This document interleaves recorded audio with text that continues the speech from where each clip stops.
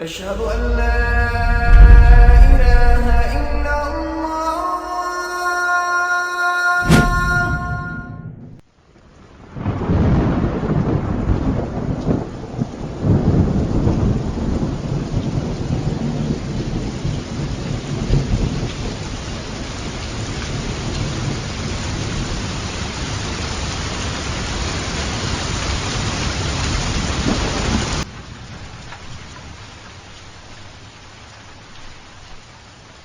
Raindrops পরিবেশিত Bangla audio lecture series পথিকৃতদের পদচিহ্ন নবীদের জীবন।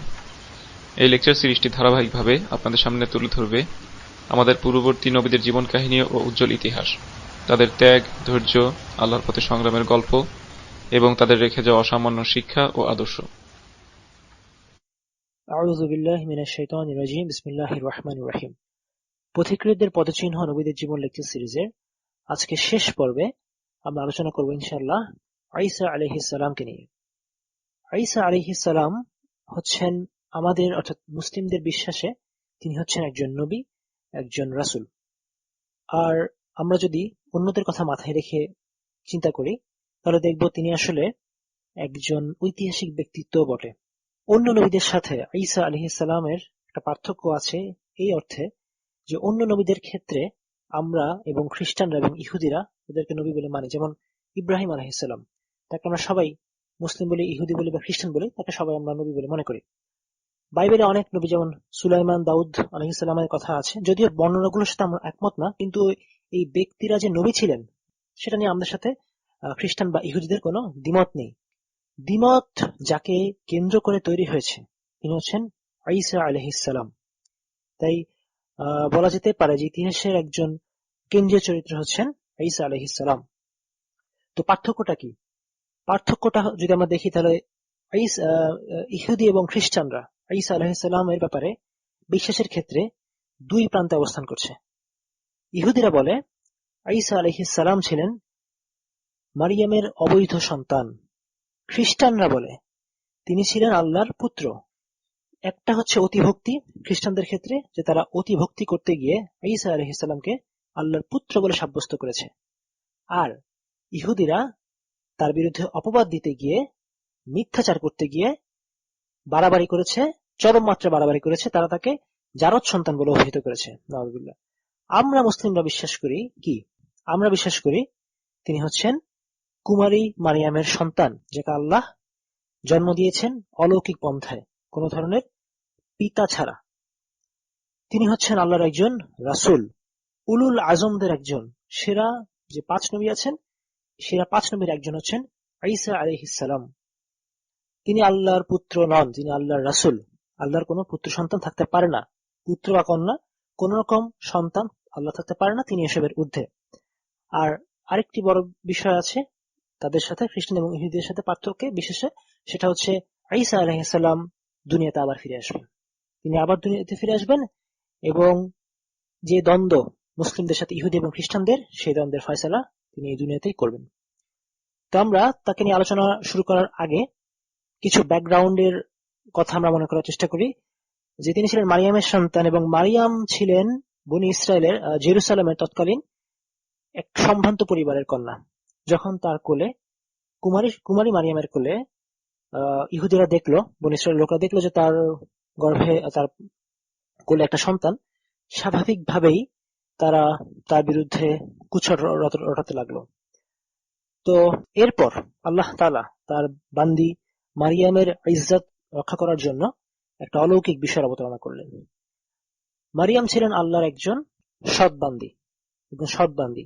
তার চারিত্রিক কোনো ত্রুটি ছিল না, ঈমানের দিক থেকে তিনি ছিলেন পরিপূর্ণ। তো আল্লাহ তার এই বান্দির মর্যাদা রক্ষা করলেন। ঈসা যখন কোলে, মারিয়ামের কোলে সবাই দাঁড়িয়ে আছে, মারিয়ামের দিকে সবাই আঙ্গুল তুলছে, ছি ছি করছে, সেই মুহূর্তে তিনি ঈসার জবান খুলে দিলেন। কোলের শিশু কথা বলে উঠল। তো খুবই নাটকীয়ভাবে ঈসার জীবনের শুরু। তিনি কথা বললেন, তিনি বলে উঠলেন কি? তিনি বললেন, প্রথম কথা তিনি যেটি বললেন সেটা হচ্ছে ইন্নী আবদুল্লাহ, আমি আল্লাহর বান্দা। তো আয়াতটি সূরা মারিয়ামের 32 এবং 33 নম্বর আয়াতে তিনি কি বলেছেন সেটি কোরআনে আল্লাহ তাআলা উল্লেখ করেছেন। তিনি বলেছেন, আমি আল্লাহর বান্দা, তিনি আমাকে কিতাব দিয়েছেন, আমাকে নবী বানিয়েছেন, যেখানে আমি থাকি না কেন তিনি আমাকে বরকতময় করেছেন, তিনি আমাকে নির্দেশ দিয়েছেন যতদিন জীবিত থাকি ততদিন যেন আমি সালাত এবং যাকাত আদায় করি, আর আমাকে আমার মায়ের প্রতি অনুগত করেছেন। তিনি আমাকে উদ্ধত করেননি, হতভাগাও করেননি। আমার প্রতি শান্তি যেদিন আমি জন্মেছি, যেদিন আমার মৃত্যু হবে এবং যেদিন আমি আবার জীবিত অবস্থায় পুনরুত্থিত হব। ঈসা আলাইহিসসালাম হচ্ছেন দ্বিতীয় ব্যক্তি যার কথা কোরআনে আছে, যে যাকে জন্ম, মৃত্যু এবং পুনরুত্থান এই তিনটি ক্রাইসিস বা ক্রিটিক্যাল সময়ে আল্লাহ তাআলা শান্তির মধ্যে রাখবেন, কোনো টেনশনে রাখবেন না। তো এমনই একজন প্রিয় বান্দা হচ্ছেন ঈসা আলাইহিসসালাম।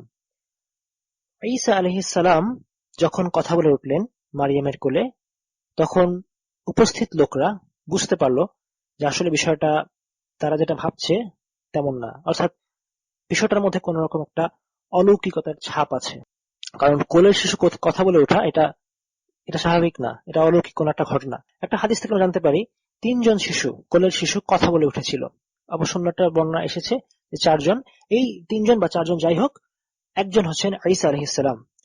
তো এই দৃশ্য দেখে উপস্থিত লোকরা, ইহুদিরা একটু বলা যেতে পারে মুষড়ে পড়লো। তারা যেভাবে করে অপবাদ দিচ্ছিল তারা কিছুটা পিছিয়ে গেল। তারা বুঝলো যে এখানে আসলে কিছু একটা আছে, একটা অলৌকিকতা আছে, বা মারিয়ামের ব্যাপারে, মারিয়ামের একটা চারিত্রিক ব্যাপারও তারা জানে যে মারিয়াম একজন সৎ নারী ছিলেন। তো তারা কিছুটা পিছিয়ে পড়লো বলা যায়। তো যাই হোক, ঈসা আলাইহিস সালাম বড় হয়ে উঠলেন।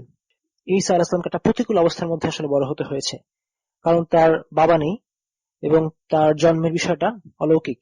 তো এই জন্য তিনি দেখা যেত আসলে কোন স্থানে সেভাবে সেটেল হতে পারেননি, মাকে নিয়ে কখনো এখানে কখনো ওখানে এইভাবেই থেকেছেন।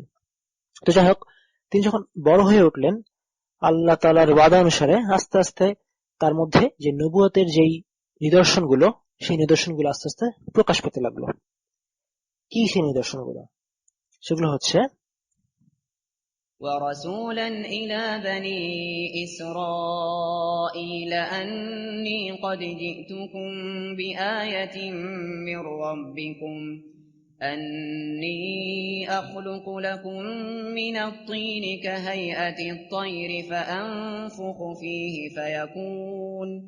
فيكون طيرا بإذن الله وأبرئ الأكمه والأبرص وأحيي الموتى بإذن الله وأنبئكم بما تأكلون وما تدخرون في بيوتكم إن في ذلك لآية لكم إن كنتم مؤمنين। এবং তিনি তাকে শিক্ষা দেবেন কিতাব এবং হিকমা, তাওরাত এবং ইনজিল, এবং তাকে বনী ইসরায়েলের জন্য রাসূল করবেন। তিনি বলবেন, নিশ্চয়ই আমি তোমাদের নিকট তোমাদের রবের পক্ষ থেকে নিদর্শন নিয়ে এসেছি। আমি তোমাদের জন্য কাদামাটি দিয়ে পাখির আকৃতি বানাবো, এরপর তাতে ফু দেব, সেটি আল্লাহর ইচ্ছায় পাখি হয়ে যাবে। আমি জন্মান্ধ এবং কুষ্ঠ ব্যাধিগ্রস্ত রোগীকে নিরাময় করব, আল্লাহর হুকুমে মৃতকে জীবিত করব। তোমরা তোমাদের ঘরে যা খাও এবং যা তোমাদের ঘরে তোমরা জমিয়ে রাখো সেটা কি, আমি তোমাদেরকে তা বলে দেব। তোমরা যদি মুমিন হও তবে এর মধ্যে তোমাদের জন্য নিদর্শন আছে।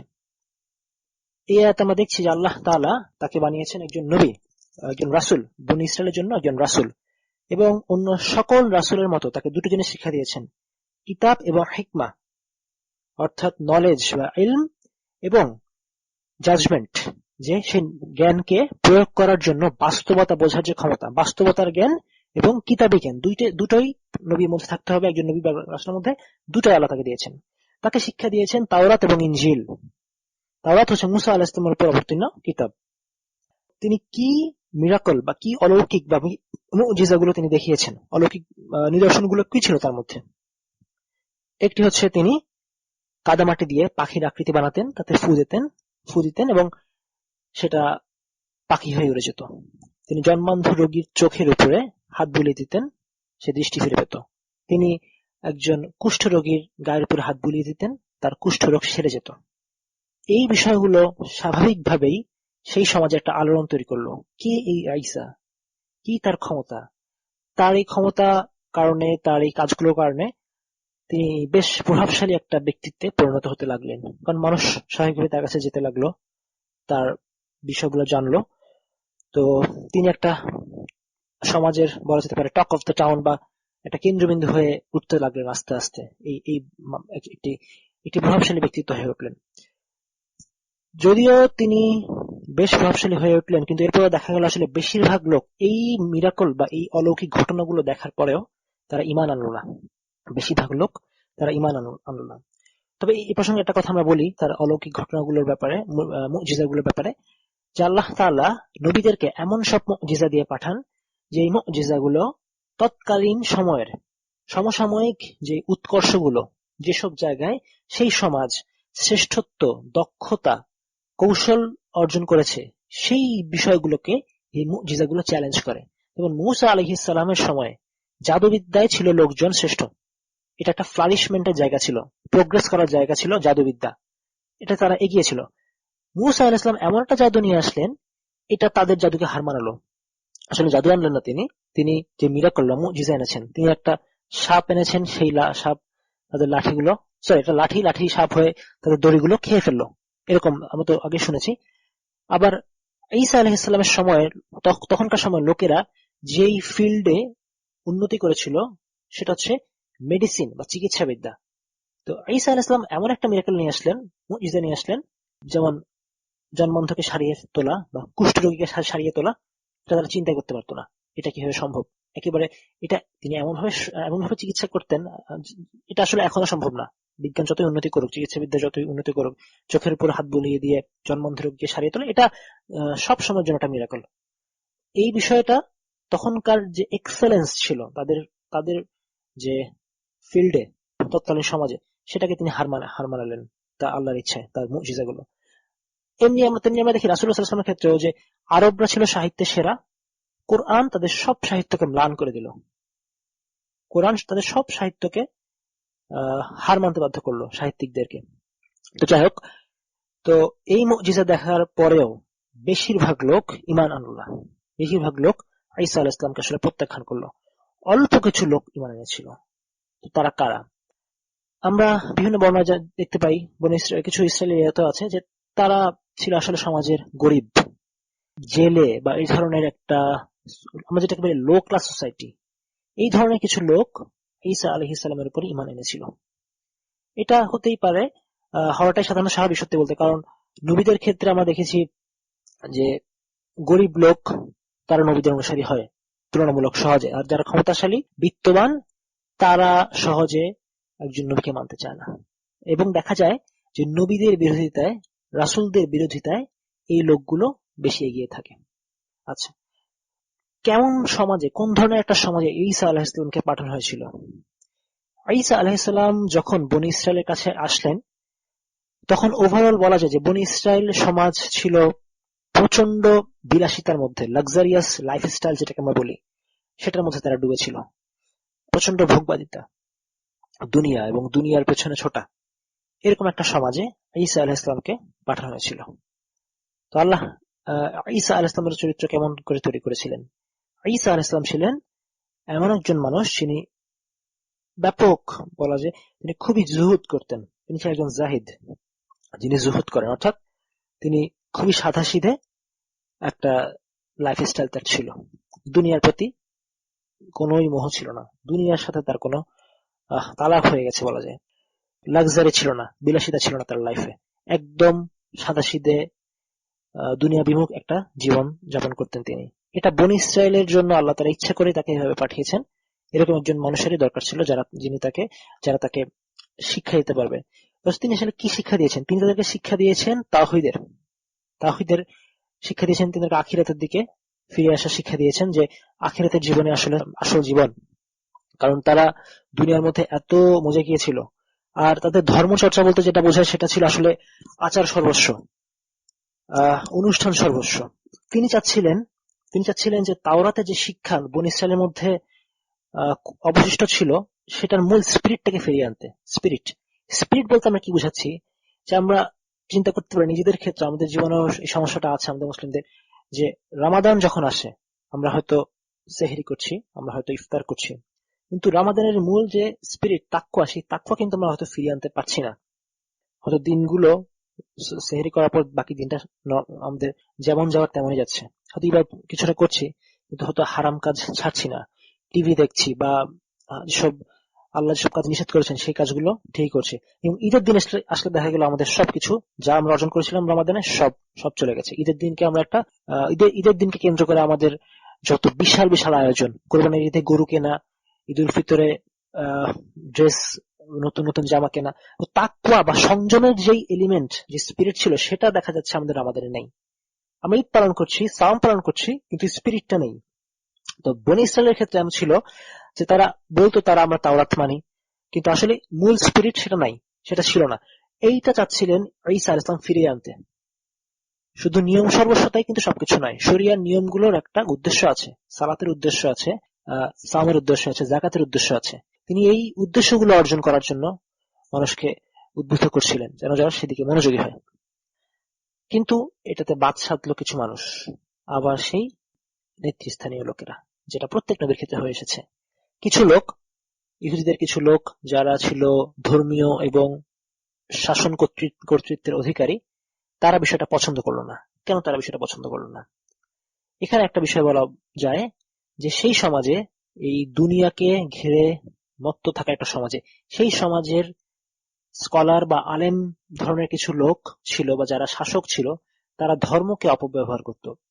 তারা মূসা আলাইহিস সালামের তাওরাতের নিয়মগুলোকে তারা অপব্যবহার করত। যেমন তাদের একটা নিয়ম ছিল সাওয়াত, যেটা এখনো আসলে আছে। সাবাত নিয়মটার এখন আছে কিনা আসলে আমি নিশ্চিত না। সাবাত নিয়মটা ছিল এমন যে শনিবারে কেউ কোনো কাজ করবে না, শুধু ইবাদত করবে। শনিবারটাকে তারা পার্টিকুলারলি সেটা ছিল ইবাদতের দিন।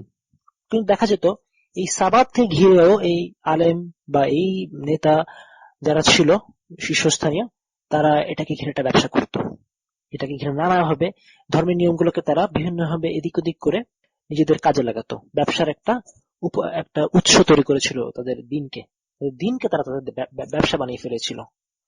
তো যখন ঈসা আলাইহিস সালাম তাদেরকে আখিরাতের দিকে ডাকলেন, যখন তাদেরকে দুনিয়ার প্রতি যে তাদের যে মত্ততা বা লোভ, এটাকে পরিত্যাগ করতে বলে, তাদের আসলে সবচেয়ে লস কার বেশি হবে, সবচেয়ে ক্ষতি হবে সেই সব নেতাদের যারা ধর্মকে পুঁজি করে ব্যবসা করছিল। তো তারা স্বাভাবিকভাবেই ঈসা আলাইহিস সালামকে পছন্দ করেনি। ঈসা আলাইহিস সালামের যে আহ্বান সেটাকে তারা পছন্দ করেনি। তো এই জন্য তারা তখন ঈসা আলাইহিস সালামের ব্যাপারে মিথ্যাচার শুরু করলো। তার দাওয়াত, তার মেসেজকে আক্রমণ করলো। তারা তার পারিবারিক যে পরিচয় সেটাকে তারা আক্রমণ করলো। তারা মারিয়ামের ব্যাপারে মিথ্যা অপবাদ দিতে লাগলো, যে মারিয়ামের অবৈধ সন্তান ছিলেন ঈসা, নাউজুবিল্লাহ। তারা এইসব কথা বলল। তারা বলল যে ঈসা আলাইহিস সালাম তাওরাতকে বদলে দিচ্ছেন, তাওরাতকে পরিবর্তন করছেন। এটা নিয়ে তারা একটা বিশাল একটা ইস্যু তৈরি করলো যে ঈসা আলাইহিস সালাম তাদের ধর্মকে বদলে দিতে চায়, ঈসা ধর্মকে পরিবর্তন করতে চায়, ঈসা ধর্মের মধ্যে নতুন নিয়ম আনতে চায়। এই ধরনের একটা বিশাল একটা বলার প্রচারণা, প্রপাগান্ডা তৈরি করলো, যে মানুষ যেন ঈসার ব্যাপারে ধারণা করে যে ঈসা তাদের ধর্মকে নষ্ট করে দিতে চায়, দূষিত করে দিতে চায়। এরকম একটা ইমপ্রেশন তারা তৈরি করলো মানুষের সামনে। ঈসা আলাইহিস সালাম আসলে কি তাই করেছেন? আল্লাহ তাআলা কোরআনে বলেছেন ঈসা আলাইহিস সালাম ছিলেন তাওরাতের সত্যায়নকারী। সূরা সফে আল্লাহ তাআলা বলেছেন, وَإِذْ قَالَ عِيسَى ابْنُ مَرْيَمَ يَا بَنِي إِسْرَائِيلَ إِنِّي رَسُولُ اللَّهِ إِلَيْكُمْ مُصَدِّقًا لِمَا بَيْنَ يَدَيَّ مِنَ التَّوْرَاةِ وَمُبَشِّرًا برسول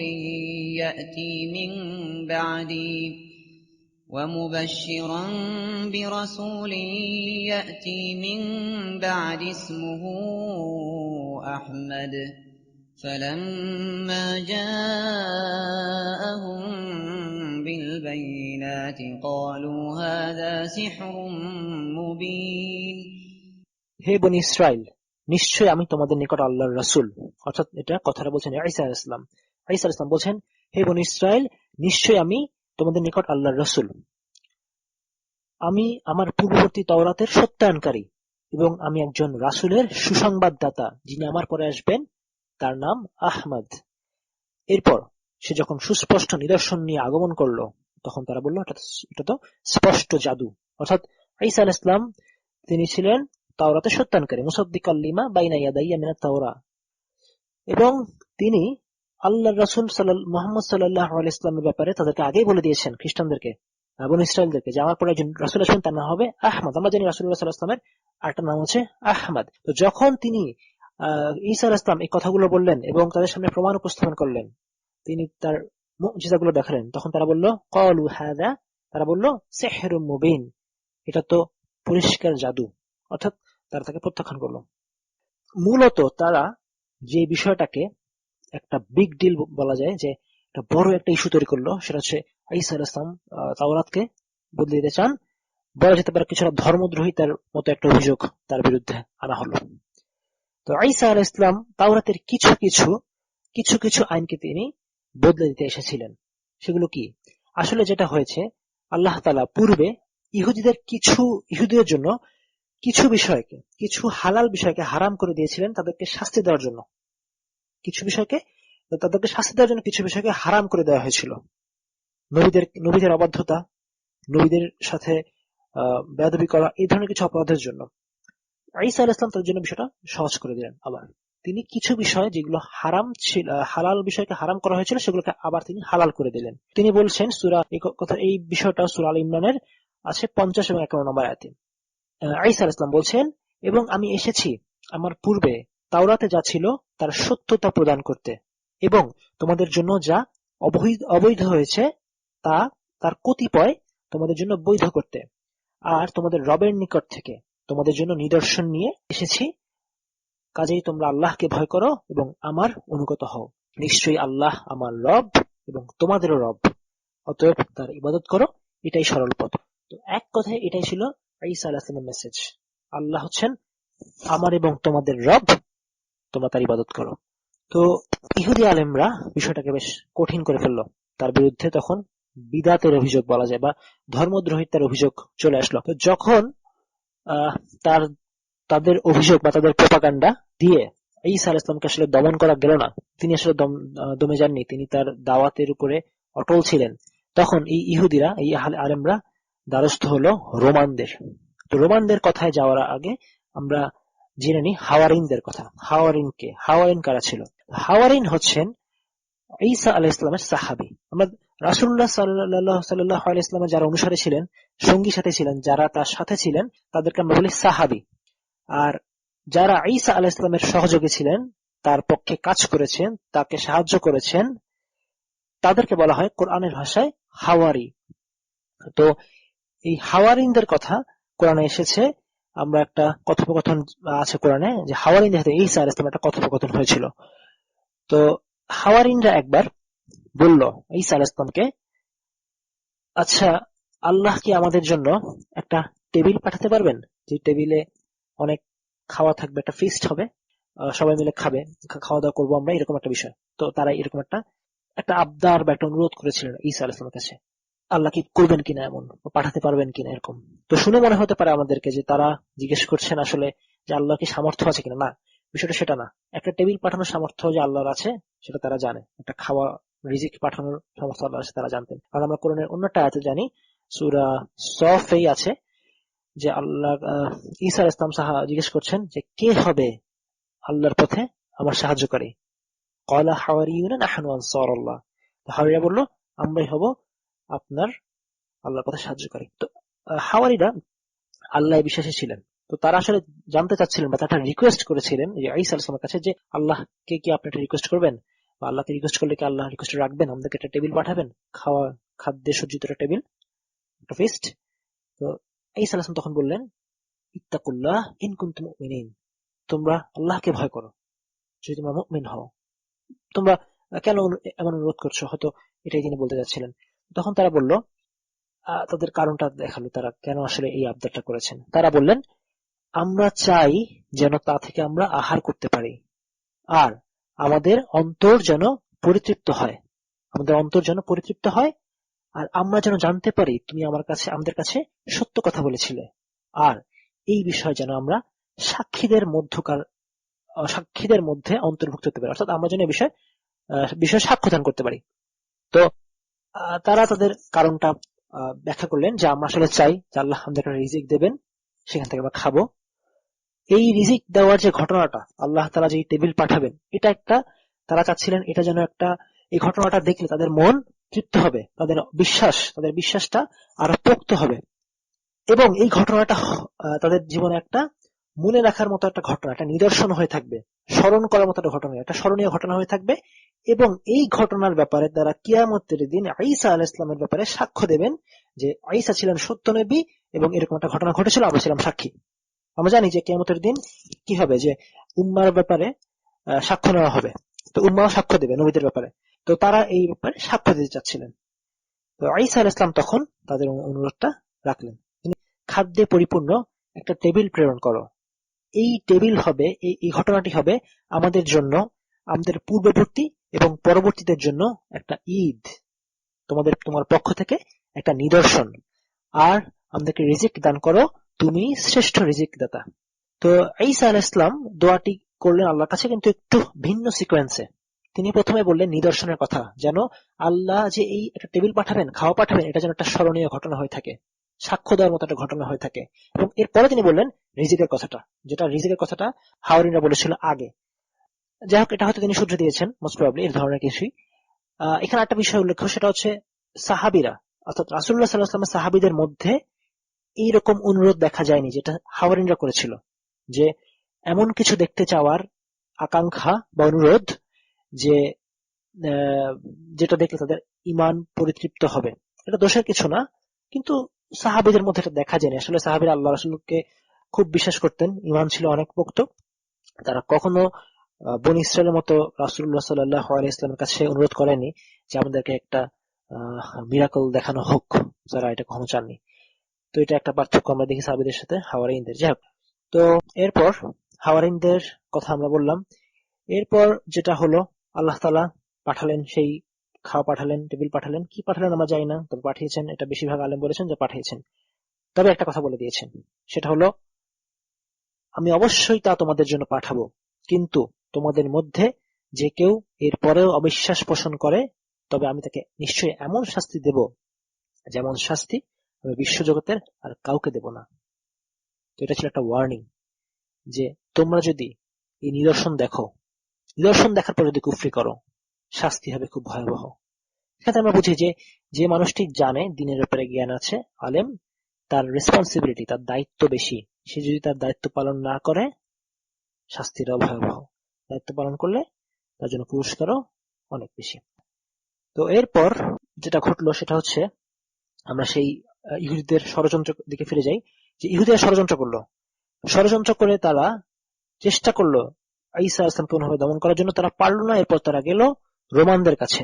কেন তারা রোমানদের কাছে গেল? এরপরে ইবনে কাসির রাহিমাহুল্লাহ তিনি বলেছেন যে এই ইহুদিরা সেই লোকাল, তাদের সমাজ ব্যবস্থায় ইহুদিদের সেই ক্ষমতা ছিল না যে তারা ঈসা আলাইহিস সালামকে হত্যা করবে বা হত্যার বা মৃত্যুদণ্ডের রায় দেবে। এই অথরিটি বা এই কর্তৃত্ব তাদের ছিল না। এই কারণে তারা রোমানদের কাছে গেল, এবং রোমানরা বিষয়টাতে আসলে নাক গলানোর ব্যাপারে খুব একটা আগ্রহী ছিল না। তারা চাচ্ছিল না যে একটা ইন্টারনাল বিষয়ে তারা নাক গলায়। কিন্তু ইহুদিরা তাদের কাছে গিয়ে যেটা বোঝালো যে এই লোকটা ফিতনা করছে, এই লোকটা মানুষকে বিভ্রান্ত করছে, এই লোকের কারণে অশান্তি তৈরি হচ্ছে, এই লোকের উপর একটা ব্যবস্থা নিতেই হবে। তখন রোমানরা রায় দিল, রোমানদের গভর্নর সে বলল ঈসাকে হত্যা করতে হবে, কারণ সে বাড়াবাড়ি করছে, ধর্মদ্রোহিতার অভিযোগ বা ধরনের কিছু, এগুলো এরকম কিছু জের ধরে তারা একটা রায় দিল। তো এরপর ঈসা আলাইহিস সালামকে হত্যা করার জন্য তারা যেটা করলো, তারা তার বাসায় গেল এবং তাকে আটক করার চেষ্টা করলো। এরপর থেকে একটা পার্থক্যের সূচনা। খ্রিস্টানরা বলে যে ইহুদিরা ঈসা আলাইহিস সালামের ঘরে গিয়েছিল এবং তাকে তারা ক্রুশবিদ্ধ করে হত্যা করেছে। আমরা মুসলিমরা কোরআনের বিশ্বাস অনুসারে বিশ্বাস করি যে ঈসা আলাইহিস সালামকে তারা হত্যা করতে পারেনি। দুটো হাদিস আছে তার আসলে কি হয়েছিল। একটি হাদিসে বলা হয়েছে যে ঈসা আলাইহিস সালামের একজন অনুসারীর চেহারাকে বদলে ঈসার মতো করে দেওয়া হয়েছিল। তো ইহুদিরা আসলে ঈসার এক অনুসারীকে ঈসা মনে করে হত্যা করেছিল। আরেকটি বর্ণনায় আসে যে এক ইহুদি চেহারা বদলে ঈসা আলাইহিস সালামের মতো করে দেওয়া হয়েছে, এবং তাকেই ইহুদিরা হত্যা করে। তারা মনে করেছে তারা ঈসাকে হত্যা করেছে, আসলে তারা হত্যা করেছে তাদেরই এক লোককে। তো ঘটনা যেটাই হোক, এতটুকু নিশ্চিত আমরা কোরআন থেকে যে আল্লাহ তাআলা ঈসাকে রক্ষা করেছেন। সূরা আলী ইমরান আল্লাহ তাআলা বলেছেন, إذ قال الله يا عيسى إني متوفيك ورافعك إلي ومطهرك من الذين كفروا وجاعل الذين اتبعوك فوق الذين كفروا إلى يوم القيامة ثم إلي مرجعكم فأحكم بينكم فيما كنتم فيه تختلفون। স্মরণ করো যখন আল্লাহ বললেন, হে ঈসা, নিশ্চয়ই আমি তোমাকে পরিগ্রহণ করব, তোমাকে আমার দিকে উঠিয়ে নেব এবং কাফিরদের থেকে তোমাকে পবিত্র করব। যারা তোমার আনুগত্য করেছে তাদেরকে কিয়ামত পর্যন্ত অবিশ্বাসীদের উপরে প্রাধান্য দেব। এরপর আমার নিকটই তোমার প্রত্যাবর্তন হবে। এরপর আমি তোমাদের মধ্যে মীমাংসা করে দেব যে ব্যাপারে তোমরা মতবিরোধ করতে। তো এই ঘটনায় আল্লাহ তাআলা, এই আয়াতে আল্লাহ তাআলা আগে বলছেন যে ঈসা আলাইহিস সালামকে আল্লাহ তাআলা রক্ষা করবেন, কাফিরদের কাছ থেকে রক্ষা করবেন। এবং সূরা নিসায় বিষয়টি খুব পরিষ্কারভাবে আল্লাহ তাআলা বর্ণনা করেছেন যে ঈসা আলাইহিস সালামকে আসলে ইহুদিরা হত্যা করেনি। তো কি হয়েছিল, আল্লাহ তাআলা নিজেই সেই ঘটনাটি পরিষ্কার করে বলে দিচ্ছেন যে ঈসাকে হত্যা করা হয়নি। সূরা নিসা তাদেরকে অর্থাৎ ইহুদিদেরকে শাস্তি দেওয়া হয়েছিল। অর্থাৎ এই ঘটনার পর তারা যে হত্যার চেষ্টা চালায়, এরপর ইহুদিদের উপর একটা গজব নেমে আসে। তাদেরকে শাস্তি দেওয়া হয়েছিল তাদের অঙ্গীকার ভঙ্গ করা, আল্লাহর আয়াতসমূহের সাথে কুফরি করা, অন্যায়ভাবে নবীদেরকে হত্যা করা এবং এই কথা বলার কারণে যে আমাদের অন্তরসমূহ আচ্ছাদিত। বরং আল্লাহ তাদের কুফরির কারণে তাদের অন্তরের উপরে মোহর এঁটে দিয়েছিলেন, তাই এদের অল্প সংখ্যক লোকই ঈমান আনে। তাদের শাস্তি দেওয়া হয়েছিল কুফরি করার কারণে, মারিয়ামের প্রতি মহা মিথ্যা অপবাদ দেওয়ার কারণে, আর এ কথা বলার কারণে যে আমরা মারিয়াম পুত্র ঈসা মাসীহকে হত্যা করেছি, যিনি ছিলেন আল্লাহর রাসূল। অথচ না তারা তাকে হত্যা করেছে, না তারা তাকে শুলিতে চড়িয়েছে, বরং তারা ধাঁধায় পতিত হয়েছিল। তারা এই ব্যাপারে নানা রকম কথা বলে, অথচ তারা পড়ে আছে সন্দেহের মাঝে। শুধুমাত্র অনুমান করা ছাড়া তারা এই বিষয়ে কোনো খবরই রাখে না। এটা নিশ্চিত যে তারা তাকে হত্যা করেনি, বরং আল্লাহ তাকে উঠিয়ে নিয়েছেন নিজের কাছে। আর আল্লাহ হচ্ছেন মহাপরাক্রমশালী, প্রজ্ঞাময়। তো আল্লাহ তাআলা বলছেন, ঈসা আলাইহিস সালামকে তারা হত্যা করেনি, আল্লাহ তাকে তার আগেই নিজের কাছে উঠিয়ে নিয়েছেন। তাদের ক্ষেত্রে তারা যে দাবি করে, তারা খুব ঔদ্ধত্যের সাথে দাবি করে তারা ঈসাকে হত্যা করেছে, কিন্তু আসলে তারা ধাঁধায় পতিত হয়েছিল। তারা আসলে বিভ্রান্ত ছিল, তারা জানতো না আসলে কি হয়েছে। তো সত্যি সত্যি আসলে এমন ঘটনাটা হয়েছে। আমরা দেখি যে এটা ইতিহাস থেকে দেখতে পারি, ঈসা আলাইহিস সালামকে আল্লাহ তুলে নেবার পর তার অনুসারীদের মধ্যে একটা বিতর্ক তৈরি হয়। এই বিতর্ক চলেছে 300 বছরের উপর সময় ধরে। তারা হঠাৎ করে যখন তিনি নেই হয়ে গেলেন, তখন তাদের মনে প্রশ্ন জাগলো, ঈসা আসলে কে ছিলেন? তারা এরপর ডিবেট করতে লাগলো, ঈসা আসলে কি ছিলেন। এই বিষয়ে বিতর্ক করতে করতে তাদের মধ্যে অনেকগুলো দল, অনেকগুলো মত তৈরি হলো। কেউ কেউ বলল তিনি ছিলেন আল্লাহ, স্বয়ং আল্লাহ আমাদের মধ্যে এসেছেন। কেউ কেউ বলল যে তিনি ছিলেন আল্লাহর পুত্র, আর কেউ কেউ বলল, যেটা সঠিক বিশ্বাস, যে তিনি হচ্ছেন আল্লাহর রাসূল। এই এই এই যে মতবিরোধ বা মত পার্থক্যটা আসলে তখন কখনোই সমাধান হয়নি সেভাবে, বরং তাদের মধ্যে এই মতবিরোধ, মত পার্থক্য দিন দিন বাড়তে থাকে। কয়েক বছর পর আবির্ভাব ঘটে বেশ কিছু লোকের। এর মধ্যে একজন হচ্ছেন সেন্ট পল। সেন্ট পলের নামটা এখানে উল্লেখযোগ্য, কারণ আসলে বর্তমানে খ্রিস্টিয়ানিটি বা খ্রিস্ট ধর্ম বলতে যেটাকে তারা অনুসরণ করে, সেটা আসলে ঈসা আলাইহিস সালামের আনীত দিন নয়, বরং সেটা সেন্ট পলের শরিয়া। সেন্ট পল দাবি করে যে সে ঈসা আলাইহিস সালামকে দেখেছে, কিন্তু সে আসলে দেখেনি এবং সে এসেছে আরো অনেক পরে। সে অনেকগুলো নতুন নতুন বিশ্বাস খ্রিস্ট ধর্মের ভিতরে ঢোকায়, অর্থাৎ বিদআত তৈরি করে আস্তে আস্তে। যেমন সে নতুন একটা কনসেপ্ট ঢুকায় খ্রিস্ট ধর্ম মধ্যে, সেটা হলো ঈসা আলাইহিস সালাম মানুষের পাপের জন্য মারা গেছেন। এই ধরনের একটা ধারণা। ঈসা ছিলেন আল্লাহর পুত্র, তিনি মারা গেছেন মানুষের পাপের বোঝা অপসারণ করার জন্য। আরেকটা মারাত্মক ত্রুটিপূর্ণ বিশ্বাস তিনি ঢুকিয়েছেন, সেটা হচ্ছে ত্রিতত্ত্ববাদ বা ট্রিনিটি। এই তত্ত্ব মতে যে আল্লাহর পুত্র ঈসা, জিবরিল এরা সবাই এক। ট্রিনিটির বিভিন্ন ভার্সন আছে। কোন কোন ভার্সনে আল্লাহ বা গড, তাদের ভাষায় গড, আল্লাহর পুত্র এবং মারিয়াম তারা সবাই একই একই ব্যক্তি বা একই সত্তা, এবং তারা সবাই ঈশ্বর। এই ধরনের খুবই আজগুবি এবং আসলে বিশ্বাস করা বা বোঝা খুবই কঠিন এমন কিছু তত্ত্ব, এমন কিছু মন গড়া থিওরি সে খ্রিস্ট ধর্মের মধ্যে প্রবেশ করে, খ্রিস্ট ধর্মকে দূষিত করা শুরু করে। তো এই পর্যায়ে আমরা একটু জেনে নিই যে খ্রিস্ট ধর্মের ইতিহাস সম্পর্কে খুব সংক্ষেপে। তো যখন ঈসা আলাইহিস সালামকে তুলনা হলো, এরপর খ্রিস্টানদের উপরে ব্যাপক মাত্রায় অত্যাচার নির্যাতন শুরু হয়, সবার উপরে মোটামুটি বলা যায়। রোমানরা ছিল সবচেয়ে এগিয়ে, ইহুদিরা এবং রোমানরা ছিল সবচেয়ে এগিয়ে, তারা খ্রিস্টানদের উপরে সমানে অত্যাচার করা শুরু করে। এবং অত্যাচার এবং নির্যাতনের মাত্রা বা প্রকৃতি ছিল খুবই নিষ্ঠুর। তাদেরকে শুলিতে চড়িয়ে হত্যা করা, ক্রুশবিদ্ধ করে হত্যা করা, তাদের উপরে তলোয়ার দিয়ে মাথা দুভাগ করে ফেলা, এই ভয়াবহ ভাবে তাদেরকে হত্যা করা হতো এবং নির্যাতন করা হতো। এবং তারা দেখা গেছে প্রায় এরকম 300 বছর ধরে হয়েছিল। এই 300 বছর ধরে খ্রিস্টানরা কোন রকমে তাদের ঈমান গোপন করে চলে। এবং এর মধ্যে সেটা হয় যে সেন্ট পলের অনুসারী, এখানে একটা কথা বলি, সেটা হচ্ছে খ্রিস্ট ধর্মের ঈসা আলাইহিস সালামের চলে যাওয়ার পর খ্রিস্ট ধর্মের দুটো ভাগ তৈরি হয়। একটাকে বলা হয় জিউইশ খ্রিস্টান, বা আমরা বাংলা বলতে পারি তাওহীদবাদী খ্রিস্টান, যারা তাওহীদের উপরে ছিল, যারা বিশ্বাস করতো আল্লাহ রাসূল ছিলেন ঈসা আলাইহিস সালাম। আরেকটা ভাগ তৈরি হয়, সেটা হচ্ছে সেন্ট পলের অনুসারী, যারা ইংলিশে বলা হয় পলেন খ্রিস্টান। তারা বিশ্বাস করতো যে ঈসা ছিলেন আল্লাহর পুত্র। তারা ট্রিনিটি বা ত্রিতত্ত্ববাদে বিশ্বাস করতো যে আল্লাহর পুত্র, জিবরিল তারা সবাই একই সত্তা, এই ধরনের। এবং ঈসা তাদের পাপের জন্য মারা গেছেন, এই ধরনের কিছু বিশ্বাস। তো এই দুটো ধারা টিকে থাকে, যদিও তাওহীদবাদী খ্রিস্টানদের সংখ্যা আস্তে আস্তে আস্তে কমতে থাকে।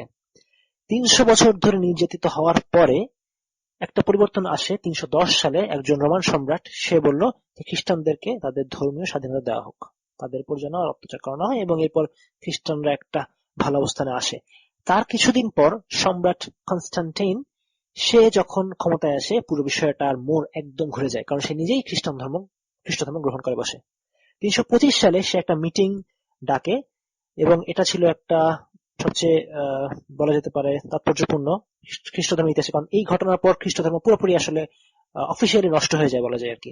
কারণ সে তখন একটা মিটিং ডাকে, সেই মিটিং এ অনেক বিশপ, বিভিন্ন চার্চের বিশপদেরকে বা ফাদার বা তারা চার্চের যারা কর্তৃত্বশীল ছিল তাদেরকে ডাকা হয়, এবং তাদেরকে ডেকে সেই মিটিং এ পলের যে মতবাদ, সেন্ট পলের মতবাদকে অফিসিয়াল খ্রিস্টান ধর্ম হিসেবে গ্রহণ করা হয়।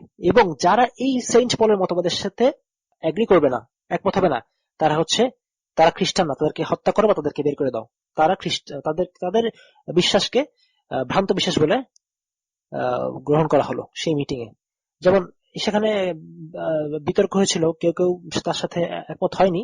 যেমন একজন ছিলেন আরিয়াস, যেটা একটা বিখ্যাত নাম। তারা ছিল বলা যেতে পারে তাওহীদবাদী খ্রিস্টান, যারা বিশ্বাস করতেন যে ঈসা আলাইহিস সালাম ছিলেন আল্লাহর রাসূল। তো এরপর যেটা হয়, এই তাওহীদবাদী খ্রিস্টানদের উপরে অত্যাচার শুরু হয়, তো তারা পালিয়ে আসেন বিভিন্ন দিকে। তো এভাবে তাদের মধ্যে থেকে তাওহীদ আস্তে আস্তে হারিয়ে যায় এবং তাদের মধ্যে বিদাত গুলো প্রবেশ করে। এরপর যেটা হয়, রোমান কালচার এবং গ্রিক কালচার গুলো খ্রিস্টানদের মধ্যে ব্যাপকভাবে প্রবেশ করা শুরু করে, এবং রোমান সাম্রাজ্য পুরোটাই আস্তে আস্তে খ্রিস্টান হয়ে যায়। এটা নিয়ে আমরা পরে আলোচনা করব। তো তাওহীদবাদী খ্রিস্টানদের সংখ্যা এভাবে আস্তে আস্তে কমে যায়, এবং কমতে কমতে একেবারেই শূন্যের কোঠায় চলে আসে। অল্প কিছু লোক রাসূলুল্লাহ সাল্লাল্লাহু আলাইহি ওয়াসাল্লামের জামানা পর্যন্ত বেঁচে ছিল, তাওহীদবাদী খ্রিস্টান হয়ে, যারা তাওহীদের উপরে ছিল। এর মধ্যে একজন আমরা দেখি যে সালমান আল ফার্সি রাদিয়াল্লাহু আনহু। তিনি তার ইসলাম ধর্মের গ্রহণের কাহিনী দেখে আমরা জানবো যে তিনি বিভিন্ন আলেমের কাছে গিয়েছেন, এবং এই আলেমগুলো ছিলেন বেশিরভাগই তাওহীদবাদী খ্রিস্টান। তিনি কিন্তু খ্রিস্টান হয়েছিলেন এবং খ্রিস্টান হিসেবে মদিনায় এসেছিলেন। তো তারা ছিলেন তাওহীদের উপরে। তো যাই হোক, তো এইভাবে ঈসা আলাইহিস সালামের পরে খ্রিস্ট ধর্মটা বদলে যায় সেন্ট পলের হাত ধরে। সেন্ট পল মানুষকে শিক্ষা দিয়েছিল যে আকিদাগুলোর কথা বলেছে সেগুলো ছাড়াও, যে ঈসা আলাইহিস সালাম যে শরিয়া এনেছেন সেই শরিয়াকে মানতে হবে না। সেই শরিয়াগুলো সবই এগুলো রূপক অর্থে বলা হয়েছে, এগুলোকে না মানলেও চলবে। তো আমরা দেখি যে খ্রিস্টানদের কিন্তু এখন কোনো শরিয়া নেই, তারা কোনো শরিয়া মানে না, তাদের কোনো আসলে নিয়ম নীতি নেই। তো এইভাবে খ্রিস্টান ধর্ম আসলে বদলে যায়। তো ঈসা আলাইহিস সালাম ব্যাপারে আমরা বলেছি আল্লাহ তাআলা তাকে তুলে নেবেন। আমরা জানি প্রত্যেক মানুষের মৃত্যু ঘটে, ঈসা আলাইহিস সালামের কি মৃত্যু ঘটবে না? হ্যাঁ, অবশ্যই ঘটবে। এটা তখন হবে যখন আল্লাহ তাকে আবার দুনিয়াতে পাঠাবেন। তাকে কখন পাঠাবেন? তাকে পাঠাবেন আল্লাহ তাআলা ইমাম মাহাদির আগমনের পর, অর্থাৎ শেষ জমানায় ঈসা আলাইহিস সালামের আগমন হবে। তো আমরা এই ব্যাপারে একটু জেনে নিই যে তিনি কখন আসবেন বা কিভাবে আসবেন। একটা হাদিস আছে, হাদিসটা আছে আবু দাউদে, হযরত আবু হুরায়রা রাদিয়াল্লাহু আনহু থেকে বর্ণিত। রাসূলুল্লাহ সাল্লাল্লাহু আলাইহি ওয়াসাল্লাম বলেন, আমার এবং ঈসার মাঝে কোন নবী আগমন করেননি, অবশ্যই তিনি দুনিয়াতে আবার অবতরণ করবেন। তোমরা যখন তাকে দেখবে তোমরা অনায়াসে তাকে চিনতে পারবে। তিনি হবেন মধ্যম গড়নের, গায়ের রং হবে উজ্জ্বল, হালকা হলুদ রঙের কাপড় পরিহিত থাকবেন। তাকে দেখে মনে হবে তার চুল থেকে পানি ঝরছে, অথচ আসলে পানি তাকে স্পর্শ করেনি। তিনি ইসলামের পক্ষে কাফিরদের বিরুদ্ধে জিহাদ পরিচালনা করবেন। এই পর্যায়ে তিনি খ্রিস্টানদের ক্রুশ ধ্বংস করবেন, শূকর হত্যা করবেন, জিজিয়া করকে বিলুপ্ত করবেন। তার সময় আল্লাহ তাআলা ইসলাম ব্যতীত সব ধর্মকে বিলীন করে দেবেন। ঈসা দাজ্জালকে ধ্বংস করবেন। এরপর তার স্বাভাবিক ওফাত হবে।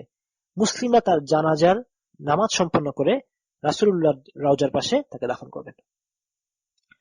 তো ঈসা আলাইহিস সালাম আসবেন ইমাম মাহাদির পরে, কারণ দাজ্জালের সাথে লড়াই করার ক্ষমতা ইমাম মাহাদির থাকবে না। সেই মুহূর্তে ঈসা আলাইহিস সালাম আসবেন ফেরেশতাদের পাখার উপরে ভর করে। ঘটনাটা খুব চমৎকার। আমরা খুব ডিটেইলে যাব না, অতটুকুই সামান্য শুনবো। সেটা হচ্ছে ইমাম মাহাদি একটা নামাজ, একটা সালাতের ইমামতি করতে যাবেন। ঠিক সেই মুহূর্তে সিরিয়ার একটা মসজিদ, যেটাকে বলা হয় হোয়াইট মিনারেট, সেই মসজিদে ঈসা আলাইহিস সালাম অবতরণ করবেন। তখন ঈসা আলাইহিস সালামের জন্য ইমাম মাহাদি জায়গা ছেড়ে দেবেন, কিন্তু ইমাম মাহাদিকে তিনি বলবেন যে না, তুমি এবার সালাতের ইমামতি করো। পরবর্তীবার থেকে তিনি ইমামতি করবেন, অর্থাৎ তিনি হবেন মুসলিমদের নেতা। তিনি আসার পর অর্থাৎ ঈসা আলাইহিস সালাম হবেন মুসলিমদের নেতা। এরপর তিনি দাজ্জালকে হত্যা করবেন। এরপর পৃথিবীর সকল ইহুদিকে হত্যা করা হবে।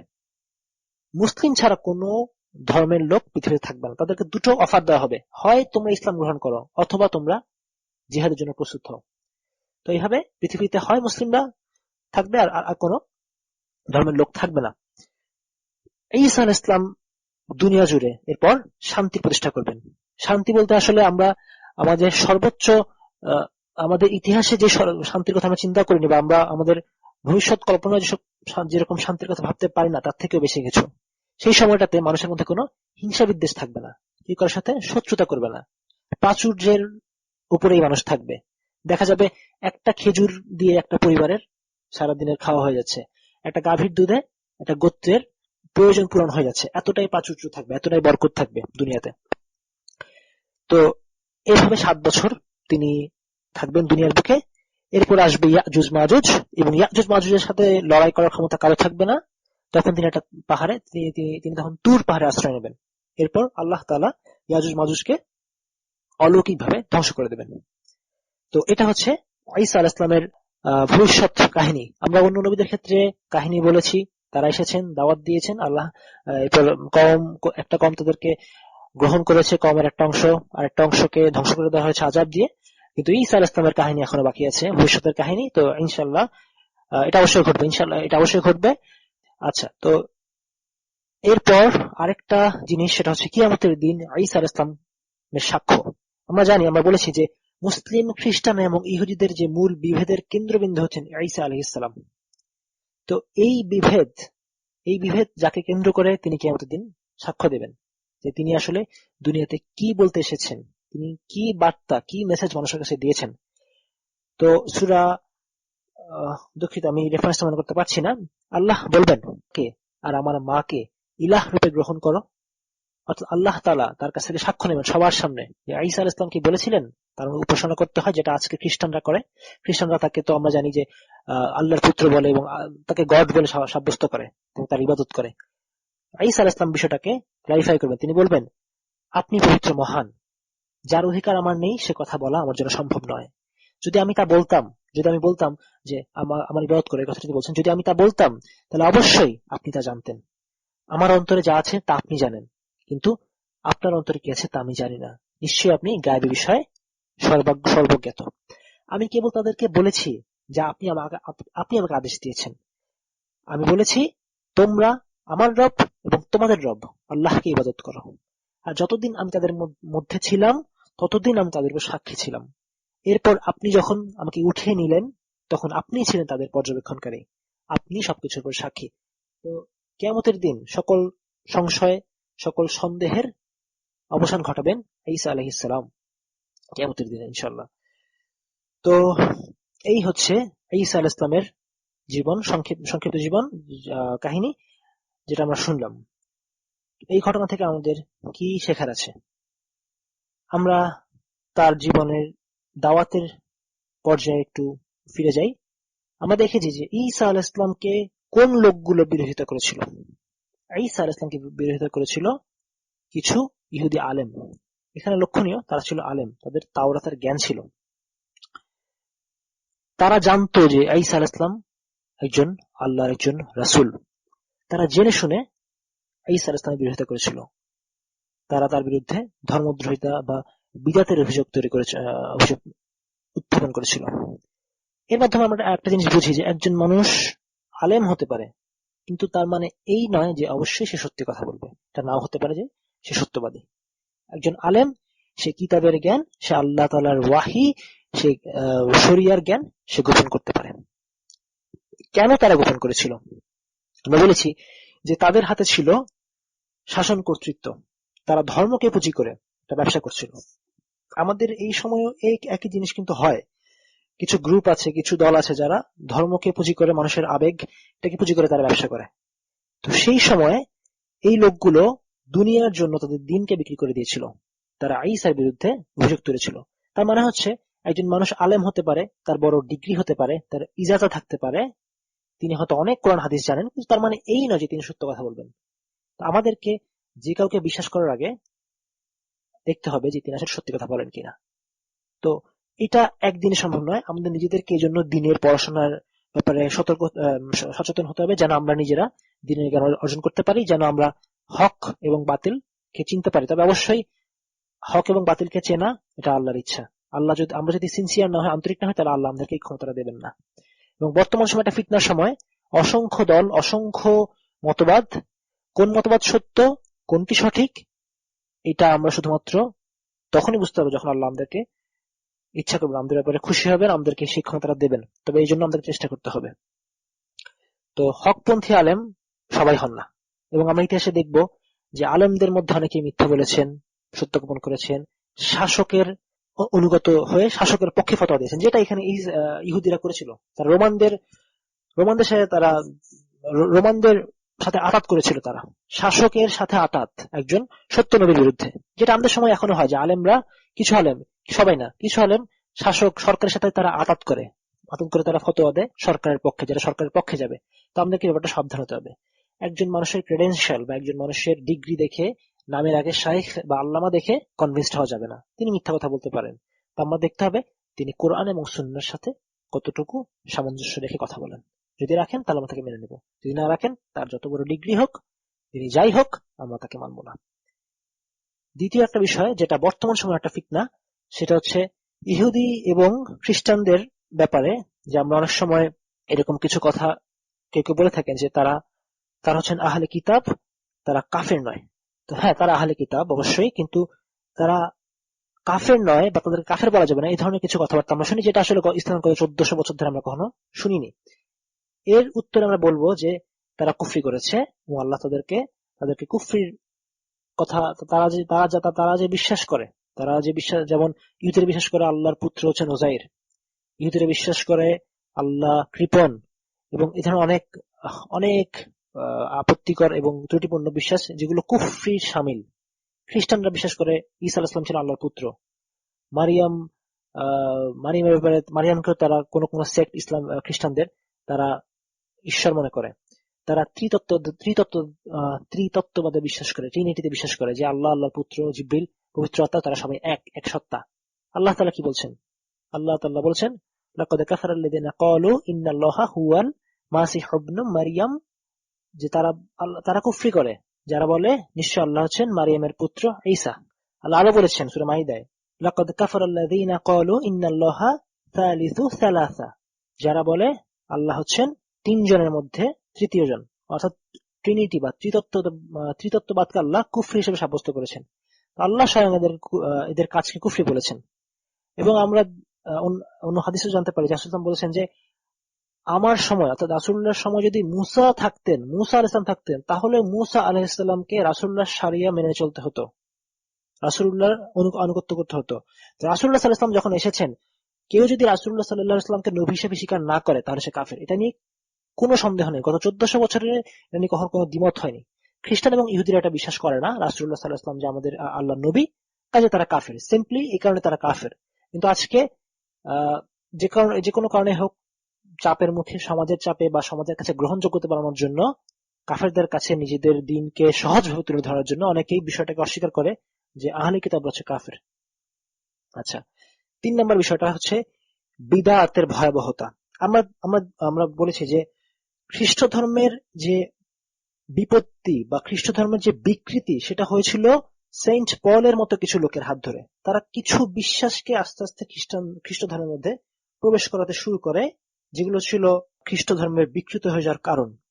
আজকে আমরা দেখি তাওহীদের দাওয়াত দিয়েছিলেন যে ঈসা আলাইহিস সালাম, সেই ঈসা আলাইহিস সালামকে খ্রিস্টানরা ইবাদত করে, তার পূজা করে, তাকে গড বা তাকে ঈশ্বর বলে মনে করে, অথচ এই দাওয়াত তিনি দেননি। তো এই বিকৃতিটা কিভাবে হলো? এই বিকৃতিটা হলো বিদাতের মাধ্যমে, দিনকে পরিবর্তন করার মাধ্যমে।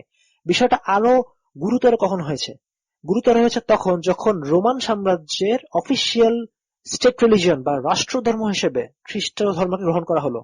এবং এটার পিছনে কিছু কারণ ছিল। সম্রাট কনস্টান্টিন কেন খ্রিস্ট ধর্ম গ্রহণ করলেন এটা নিয়ে অনেকগুলো কথা আছে। কেউ কেউ বলেন যে তিনি খ্রিস্ট ধর্মে কনভিন্সড হয়েছিলেন খ্রিস্ট ধর্মের বিশ্বাসের কারণে, সেটাকে তার সত্য বলে মনে হয়েছিল। কেউ কেউ বলে যে খ্রিস্ট ধর্মকে ব্যবহার করে তিনি পুরো রোমানদেরকে ঐক্যবদ্ধ করতে চেয়েছিলেন, এটা একটা কারণ হতে পারে। আবার খ্রিস্ট ধর্মের মধ্যে শাসকের অন্ধ আনুগত্যের বিষয়টাকে তিনি ব্যবহার করতে চেয়েছেন যেন রোমানদেরকে একটা কনসলিডেট একটা স্টেট যেন তার আয়ত্তে রাখতে পারেন, এই ধরনের একটা চিন্তা তার মধ্যে ছিল, এরকম অনেকে বলে থাকে। তো ধর্মকে এই যে নিজের কাজে লাগানো, এটা কনস্টান্টিন বা তখনকার রোমান সম্রাটরা সেটা করেছিল। এবং তারা যেটা করেছিল যে খ্রিস্ট ধর্মকে কাস্টমাইজ করেছিল, যে তারা রোমান এবং গ্রিকদের কালচার গুলোকে হালাল করে নিয়েছিল, এবং বলা যেতে পারে রোমান এবং একটা রোমান ভার্সন তৈরি করেছিল খ্রিস্ট ধর্মের, যেন রোমানরা সহজেই খ্রিস্ট ধর্ম গ্রহণ করতে আগ্রহী হয়। তো তার মানে সমস্যাটা কোথায়? যে সরকার বা একটা শাসক তার প্রভাব মুক্ত থাকতে হবে দিনকে। তারা যদি তারা চায় তাদের ক্ষমতা, এই ক্ষমতাকে ধরে রাখার জন্য তারা দিনকে পরিবর্তন করে, দিনের মধ্যে নতুন জিনিসপত্র আমদানি করে। এর মাধ্যমে একটা একটা দিন বিকৃত হয়ে যায়, যেভাবে খ্রিস্ট ধর্ম বিকৃত হয়ে গেছে। খ্রিস্ট ধর্মের মধ্যে আমরা দেখি আজকে চার্চের মধ্যে মূর্তি আছে। এই মূর্তি কেন আসলো? এই মূর্তি আসলো রোমানদের মন পাওয়ার জন্য। রোমানদেরকে দেখানো হলো যে হ্যাঁ, তোমরা মূর্তি পূজা করো, এখানেও মূর্তি আছে, তুমি চাইলে এরকম, তুমি এতদিন অমুক দেবতাকে পূজা করেছো, তুমি এখন ঈসাকে পূজা করো, সন অফ গড, আল্লাহর পুত্রকে পূজা করো। তো তারা মানুষের বিশ্বাস, মানুষের সমর্থন পাওয়ার জন্য ধর্মকে বদলে ফেললো। এ কারণে শাসকদের ব্যাপারে সাবধান থাকা, সে ইভেন যদি সেটা মুসলিম শাসকও হয়, কারণ মুসলিম শাসকরাও ইতিহাসে আমরা দেখেছি যে দিনের কিছু ব্যাপারে তারা এদিক ওদিক করার চেষ্টা করেছে আলেমদেরকে ব্যবহার করে। তো শাসকের প্রভাব বলয় থেকে মুক্ত রাখা দরকার দিনকে, কারণ তারা তাদের স্বার্থের বিরুদ্ধে যদি দিন ইসলাম কখনো যায়, তখন তারা দিন ইসলামের বিরুদ্ধে উঠে পড়ে লাগে এবং দিন ইসলামকে বদলে ফেলার চেষ্টা করে। যেটা এখন আমরা দেখি যে মডারেট ইসলাম বা এই ধরনের অনেক কনসেপ্ট আসছে, যেটা গত 1400 বছর ধরে আমরা দেখিনি, এমন অনেক নতুন ধারণা। যাই হোক, সেটা নিয়ে আমরা খুব বেশি ডিটেলে যাব না। মূল কথা হচ্ছে বিদাতের ব্যাপারে সাবধান থাকা এবং শাসক বর্গের ব্যাপারে সাবধান থাকা, যেন তারা কখনোই দিনকে পরিবর্তন করতে না পারে। খ্রিস্টান ধর্মের বিস্তৃতির বিষয়টা এখানে বোঝা যায় যে একটা ধর্মকে যখন শাসক তার নিজ কাজে ব্যবহার করে, তখন সেই ধর্মটা হয়তো সহজে প্রচার প্রসার পায় সত্য, কিন্তু সেই ধর্মটা কিন্তু বদলে যায়।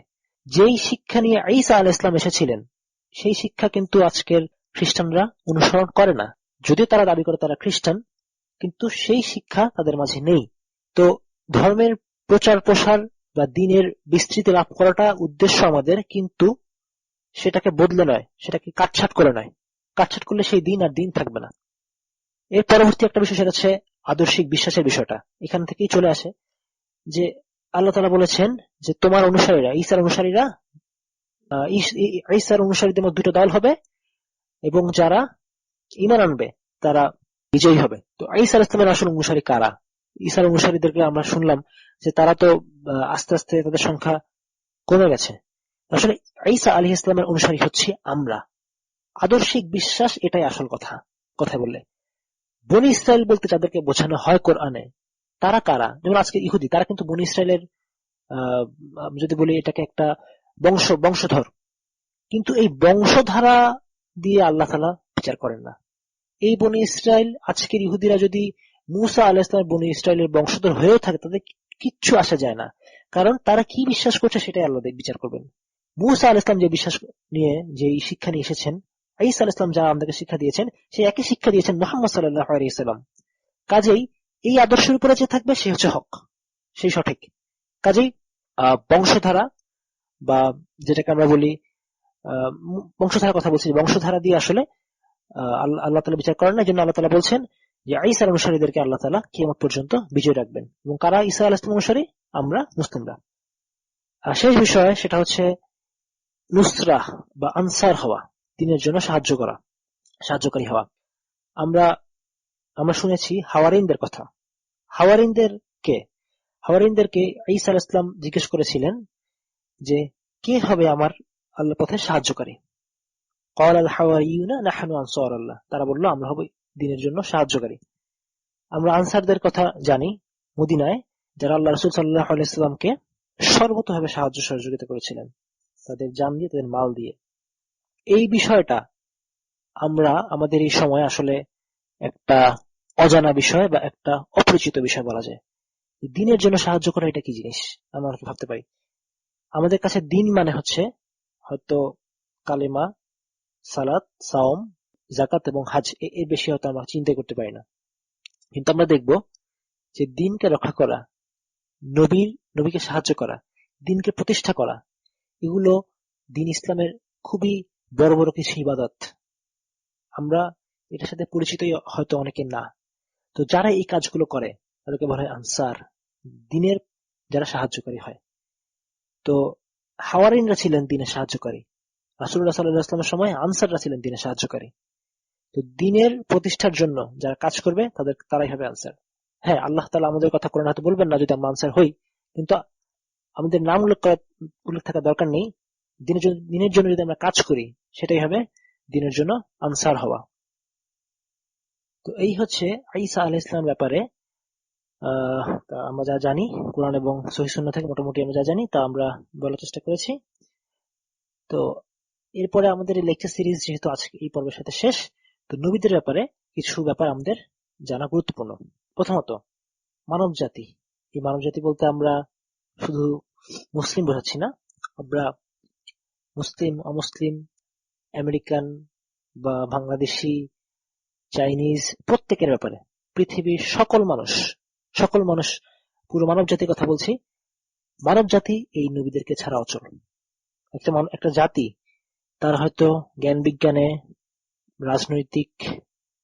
রাজনৈতিক উৎকর্ষে অনেক এগিয়ে গেছে, কিন্তু তাদের জীবনের কোনো মূল্য নেই তারা যদি সত্য পথের উপরে না আসতে পারে। এই পথ দেখিয়েছেন নবীরা।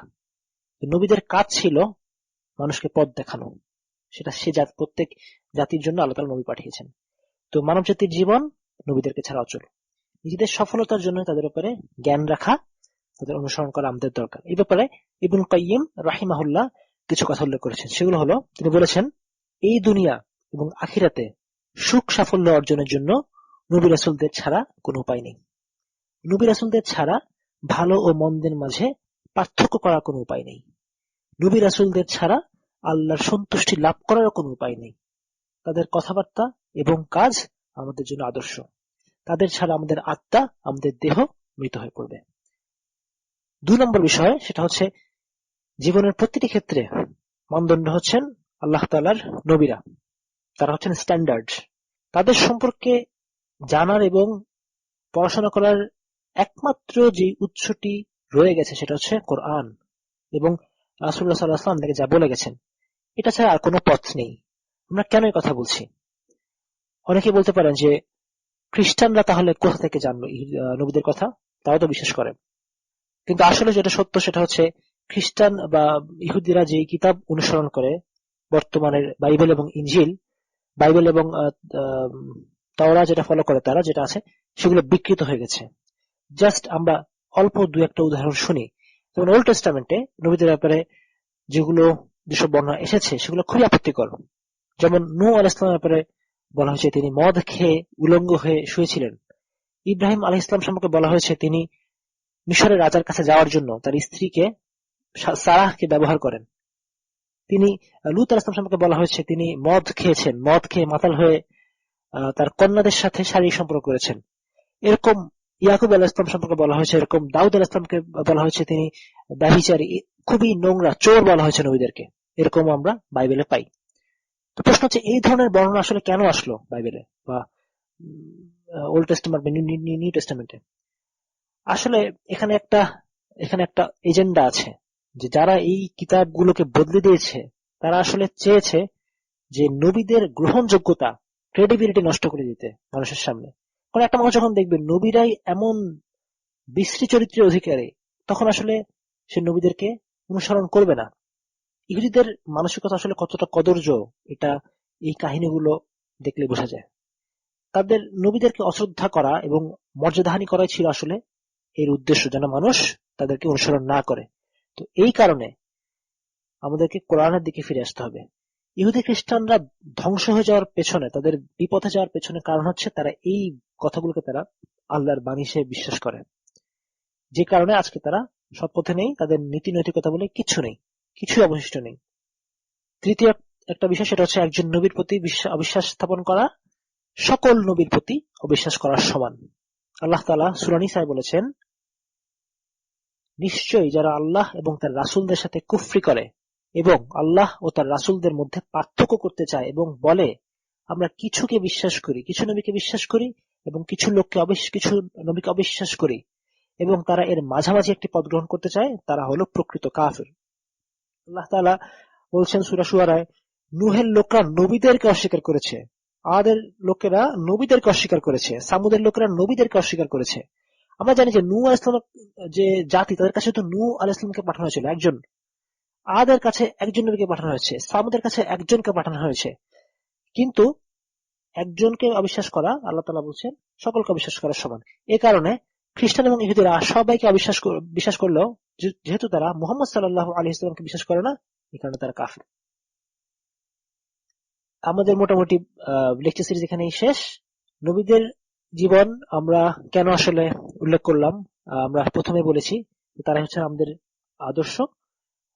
তাদের কথা, নবীদের কথা কোরআনে এসেছে অন্তত অর্ধেক স্থান জুড়ে।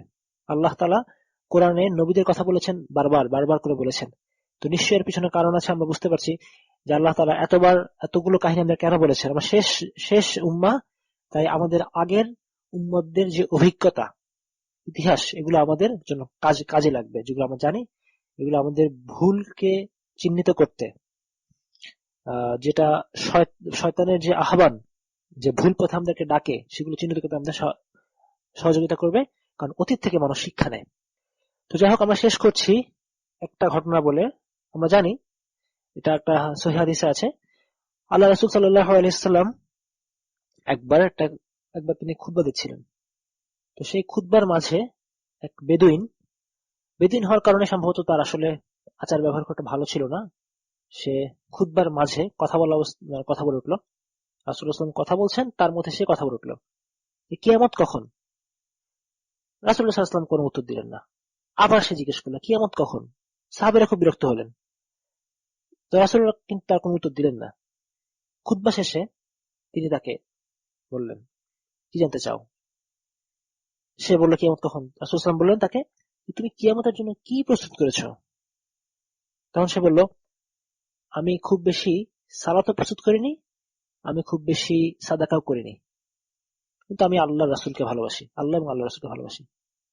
রাসূলুল্লাহ সাল্লাল্লাহু আলাইহি ওয়াসাল্লাম বললেন যে তুমি কিয়ামতের দিন তার সাথেই থাকবে যাকে তুমি ভালোবাসো। নবীদের কাহিনীগুলো আমাদের বর্ণনা করার উদ্দেশ্য হচ্ছে যেন নবীদেরকে আমরা ভালোবাসতে পারি, নবীদেরকে যেন অনুসরণ করতে পারি। যদি আমরা নবীদেরকে ভালোবাসি, নবীদেরকে অনুসরণ করি, আল্লাহ রাসূল সাল্লাল্লাহু আলাইহি ওয়াসাল্লাম বলছেন আমরা কিয়ামতের দিন নবীদের সাথেই থাকবো। তো নবীদের সাথে আমরা যেন আল্লাহ তাআলা আমাদেরকে কিয়ামতের দিন রাখেন, উত্থিত করেন, সেই দোয়া করি। এবং আমাদের এই লেকচার সিরিজে যদি কোনো ভুল ত্রুটি থেকে থাকে, সেটার জন্য আমরা আন্তরিকভাবে ক্ষমা প্রার্থী। বিষয়টা আমাদেরকে জানানো হলে আমরা ইনশাআল্লাহ তাআলা শুধরে নেব।